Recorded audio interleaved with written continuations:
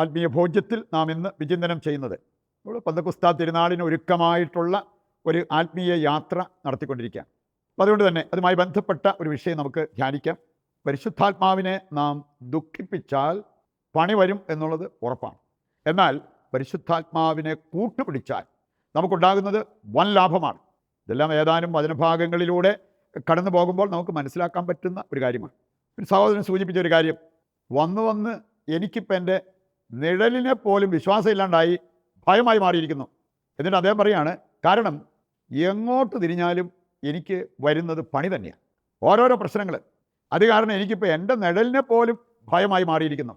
പരിശുദ്ധാത്മാവിനെ നാം ദുഃഖിപ്പിച്ചാൽ ഏതാണ്ട് ഇതുപോലത്തെ അവസ്ഥ വരാമെന്നുള്ളത് ദൈവത്തിൻ്റെ വചനം നമ്മെ ഓർമ്മിപ്പിക്കുന്ന ഒരു കാര്യമാണ്. ഏതാനും കാര്യങ്ങൾ ഈ വിഷയവുമായി ബന്ധപ്പെട്ട് നമുക്ക് പഠിക്കാൻ പരിശ്രമിക്കാം. ഒന്നാമത്തെ കാര്യം, പരിശുദ്ധാത്മാവിനെ ദുഃഖിപ്പിച്ചാൽ 4 വശത്തുനിന്നും പണി വരാം എന്നുള്ളത് വചനം തന്നെ നമ്മെ ഓർമ്മിപ്പിക്കുന്ന ഒരു കാര്യമാണ്. ഇതിൽ നമുക്ക് എടുക്കാവുന്ന ഒരു വചനമുണ്ട്, യെശയ്യാ 63:10 വചനം. ഈ വചനം ധ്യാനിച്ചാൽ ഈ വിഷയം നമുക്ക് മനസ്സിലാവും. പരിശുദ്ധാത്മാവിനെ ദുഃഖിപ്പിച്ചാൽ ദൈവം പോലും നിനക്കെതിരാകും എന്നാണ് അവിടെ പറഞ്ഞിരിക്കുന്നത്.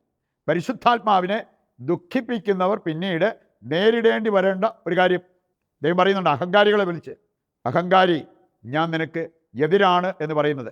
ജെറമ്യാ 50:31 വായിക്കുമ്പോൾ അവിടെ പറഞ്ഞിരിക്കുന്നത് ഏതാണ്ട് ഇതുപോലെ ഇവിടെ പറഞ്ഞിരിക്കുകയാണ്, പരിശുദ്ധാത്മാവിനെ ദുഃഖിപ്പിച്ചാൽ ഞാൻ നിനക്ക് എതിരാകും. ദൈവം പോലും നമുക്ക് ശത്രുവായി മാറിയാൽ നമ്മുടെ കാര്യം എങ്ങനെ ഇരിക്കും? 4 വശത്തുനിന്നും പണി വരും എന്നുള്ളത് ഉറപ്പാണ്.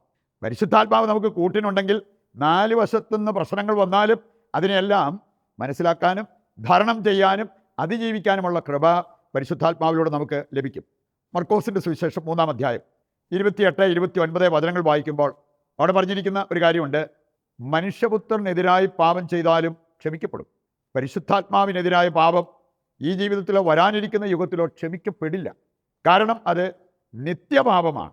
നിത്യപാപം, ഇറ്റേണൽ സിൻ, അങ്ങനെയാണ് അതിന് പേര് പോലും കൊടുത്തിരിക്കുന്നത്. അത് ക്ഷമിക്കപ്പെടാത്തൊരു പാപമാണ്. അത് വരാതിരിക്കാൻ നമ്മൾ പ്രത്യേകം ശ്രദ്ധിക്കണം. എന്താണ് ഈ നിത്യപാപം? മർക്കോസ് 3:18 മുതൽ വായിക്കുമ്പോൾ നമുക്ക് മനസ്സിലാകും. സത്യം അറിഞ്ഞിട്ട് ബോധപൂർവം ആ സത്യം നിഷേധിക്കുന്നതാണ് നിത്യപാപം. അതാണ് പരിശുദ്ധാത്മാവിനെതിരായ പാപം. ഇനി അങ്ങനെയുള്ളവരെ ദൈവത്തിന് പോലും രക്ഷിക്കാൻ പറ്റില്ല എന്നുള്ളത് കർത്താവിൻ്റെ വചനം നമ്മെ ഓർമ്മിപ്പിക്കുന്ന ഒരു കാര്യമാണ്. രണ്ടാമതായിട്ട്, പരിശുദ്ധാത്മാവിനെതിരായി വരുന്ന മറ്റു ചില പാപങ്ങളെക്കുറിച്ച് നമ്മൾ മനസ്സിലാക്കിയിരിക്കുന്നത് നല്ലതാണ്. ചില കാര്യങ്ങൾ അക്കമിട്ട് നമുക്ക് കാണാൻ പറ്റും. പരിശുദ്ധാത്മാവിനെതിരായ പാപങ്ങൾ എന്ന് പറഞ്ഞിരിക്കുന്നത് എഫേസസ് 4:30 വചനം, പരിശുദ്ധാത്മാവിനെ വേദനിപ്പിക്കരുത്. നമ്മൾ രക്ഷയുടെ ദിനത്തിന് വേണ്ടി ആത്മാവിനാൽ മുദ്രിതരാണ്. ആത്മാവ് നമ്മുടെ സീലാണ്. ആത്മാവിനെ നമ്മൾ വേദനിപ്പിക്കരുത്. ആ സീൽ പൊട്ടിയാൽ പ്രശ്നമാവും.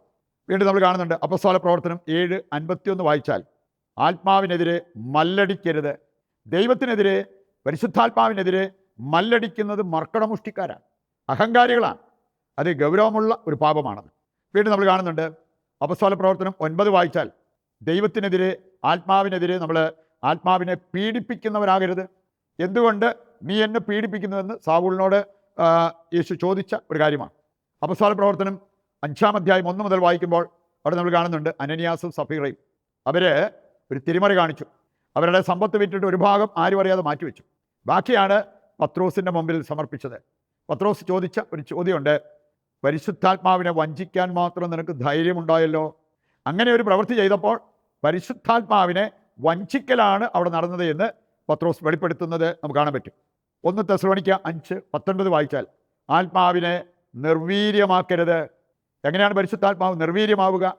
നമ്മൾ സദാ പ്രാർത്ഥിച്ച് ജാഗരൂകരായിരിക്കേണ്ടവരാണ്. എപ്പോഴും സന്തോഷിക്കണം, ഇടപെടാതെ പ്രാർത്ഥിക്കണം, എല്ലാ കാര്യത്തിലും ദൈവത്തിന് നന്ദി പ്രകാശിപ്പിക്കണം.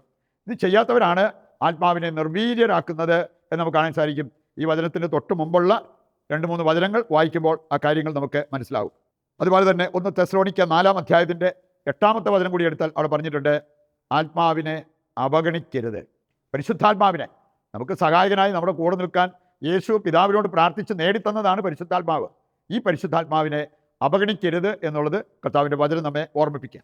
3 പ്രധാനപ്പെട്ട പാപങ്ങൾ പരിശുദ്ധാത്മാവിനെതിരായിട്ടുള്ള പാപങ്ങളായിട്ട് നമുക്ക് കാണാൻ പറ്റും. ഇതിൻ്റെ എല്ലാം കൂടെ സമ്മറിയായിട്ട് നമുക്ക് കാണാവുന്ന 3 പ്രധാനപ്പെട്ട കാര്യങ്ങൾ. 1 നിരാശ, 2 ഔദ്ധത്യം, 3 മുൻവിധി. മുൻവിധി എന്ന് പറഞ്ഞാൽ പ്രിസംഷൻ ഓഫ് ഗോഡ്സ് മേഴ്സി. എനിക്ക് ദൈവത്തിൻ്റെ കരുണ ലഭിക്കില്ല, അങ്ങനെയൊക്കെയുള്ള ചിന്തയിലേക്ക്, ഞാൻ രക്ഷപ്പെടത്തില്ല എന്ന ചിന്തയിലേക്കൊക്കെ പോകുന്നത് ഔദ്ധിത്യം, അത് അഹങ്കാരവുമായി ബന്ധപ്പെട്ട് കിടക്കുന്ന ഒരു കാര്യമാണ്. നിരാശ, നമുക്കറിയാലോ, നിരാശ നമുക്ക് വരാതിരിക്കണമെങ്കിൽ നമ്മൾ പ്രത്യാശയുള്ളവരായി മാറണം. പ്രത്യാശ തരുന്നത് പരിശുദ്ധാത്മാവാണ് എന്നുള്ള കാര്യം നാം തിരിച്ചറിയണം. അവസാനമായിട്ട് നമ്മൾ ചിന്തിക്കുന്നത്, പരിശുദ്ധാത്മാവിനെ കൂട്ടുപിടിച്ചാൽ വൻ ലാഭം. ഏതാനും വചനഭാഗങ്ങൾ എടുക്കുമ്പോൾ തന്നെ അക്കാര്യം നമുക്ക് മനസ്സിലാകും. പരിശുദ്ധാത്മാവ് നമുക്ക് കൂട്ടിനുണ്ടെങ്കിൽ, പരിശുദ്ധാത്മാവിൻ്റെ കൂടെ നിൽക്കുന്നെങ്കിൽ നമുക്കുണ്ടാകുന്നത് വൻ നേട്ടമാണ്, വൻ ലാഭമാണ്. ഏതാനും വചനങ്ങൾ നമുക്കെടുക്കാം. യോഹന്നാൻ 14:16 യേശു പറഞ്ഞ എന്താ? ഞാൻ പിതാവിനോട് അപേക്ഷിച്ച് നിങ്ങൾക്കൊരു സഹായകനായി പരിശുദ്ധാത്മാവിനെ ഞാൻ വാങ്ങിത്തരും. അപ്പം അതുകൊണ്ട് ദൈവത്തിൻ്റെ വലിയൊരു സമ്മാനമാണ് ഈ പരിശുദ്ധാത്മാവ് എന്നുള്ളത് മനസ്സിലാക്കിയിരിക്കാം. ലൂക്കാ 12:11-12 വായിച്ചാലോ, നീ എൻ്റെ നാമത്തിൽ നിലകൊള്ളുമ്പോൾ എന്തു പറയണം, എങ്ങനെ പറയണം, ഇങ്ങനെയൊന്നും ചിന്തിച്ച് ആകുലപ്പെടേണ്ട കാര്യമില്ല. നീ പറയേണ്ടത് തക്ക സമയത്ത് പരിശുദ്ധാത്മാവിലൂടെ നിനക്ക് നൽകപ്പെടും. It will be given to you. എന്ത് വലിയൊരു പ്രൊവിഷനാണ് അവിടെ ദൈവം വാഗ്ദാനം ചെയ്തിരിക്കുന്നത് എന്ന് നമ്മൾ തിരിച്ചറിയണം. യോഹന്നാൻ 14:26 പറഞ്ഞിട്ടുണ്ട്, പരിശുദ്ധാത്മാവ് എല്ലാ കാര്യങ്ങളും നിങ്ങളെ പഠിപ്പിക്കും. അതാണ് പരിശുദ്ധാത്മാവിൻ്റെ കൂടെ നിന്നാൽ നമുക്കുണ്ടാകുന്ന നേട്ടം. മറ്റൊരു വചനമാണ് റോമാ 8:26. പ്രാർത്ഥിക്കാൻ പരിശുദ്ധാത്മാവ് പഠിപ്പിക്കും, പ്രാർത്ഥിക്കാൻ പരിശുദ്ധാത്മാവ് സഹായിക്കും. അത് വലിയൊരു സഹായമാണ്. ആ സഹായം പരിശുദ്ധാത്മാവിൽ നിന്ന് നമ്മൾ എടുക്കണം. വീണ്ടും അപ്പസ്തോല പ്രവർത്തനം 1:4-8 എടുത്താൽ അവിടെ പറഞ്ഞിരിക്കുന്നത്, പരിശുദ്ധാത്മാവ് നിങ്ങളെ ശക്തരാക്കും. ഈ ശക്തി പ്രാപിച്ചാൽ നിങ്ങൾക്ക് എനിക്ക് സാക്ഷികളായി മാറാനായിട്ട് സാധിക്കുകയും ചെയ്യും. അത് കിട്ടാതെ നിങ്ങൾ പോകരുത് എന്നുള്ളത് ഈ വചനം നമ്മെ ഓർമ്മിപ്പിക്കുന്നുണ്ട്. റോമാ 8:13 വായിച്ചാൽ, ജഡിക പ്രവണതകളെ നിഹനിക്കാൻ പരിശുദ്ധാത്മാവ് നമ്മളെ സഹായിക്കും. പരിശുദ്ധാത്മാവിൻ്റെ സഹായമില്ലെങ്കിൽ ജഡിക പ്രവണതകളായിരിക്കും നമ്മളെ ഭരിക്കുന്നത്. ജഡത്തിൻ്റെ ആ പ്രേരണയ്ക്കനുസരിച്ചായിരിക്കും നമ്മൾ ജീവിക്കുന്നത്.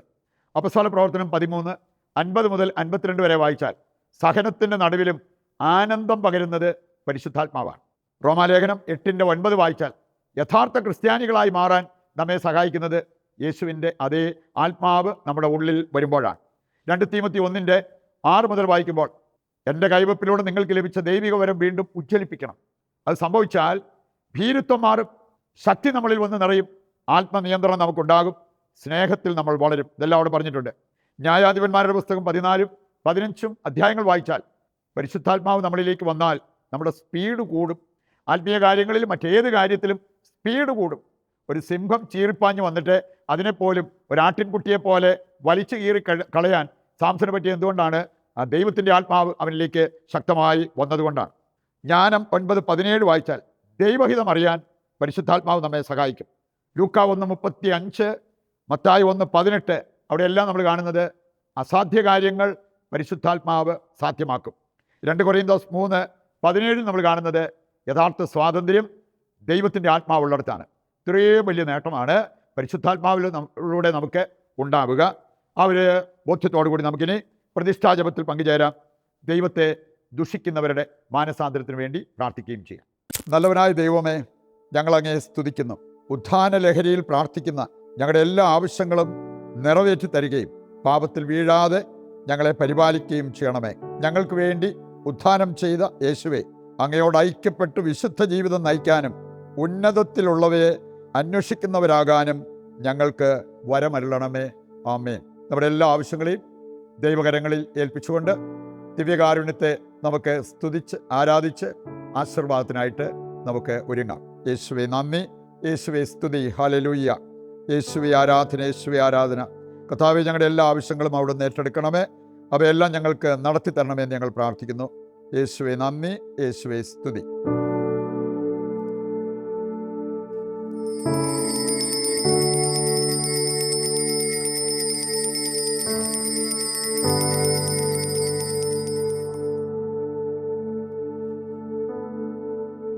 പരിശുദ്ധ പരമ ദിവ്യകാരുണ്യത്തിന് എന്നേരവും ആരാധനയും സ്തുതിയും പുകഴ്ചയും ഉണ്ടായിരിക്കട്ടെ. മറ്റൊരു എപ്പിസോഡുമായി നാളെ വീണ്ടും നമുക്ക് ഒന്നിക്കാം. ദൈവം നിങ്ങളെ സമൃദ്ധമായി അനുഗ്രഹിക്കട്ടെ.